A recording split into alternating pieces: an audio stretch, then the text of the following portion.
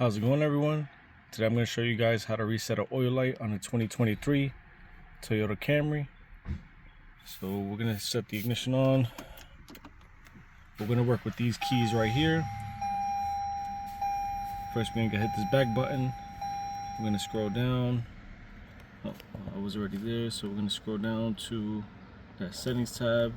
We're going to slide over to the right where you see the vehicle with the settings tab. We're going to hold OK, so that's going to hold the center button right there. Then it's going to show you schedule maintenance. Scroll down to that, press OK on that, and then you press yes on the schedule maintenance reset. Press OK on that, and reset is complete. What you can do from there is just go back to the main menu. You can just slide up. Oh, sorry, you're gonna press this back button, and then you can slide up back to where you started. Hope this helps. Have a good one.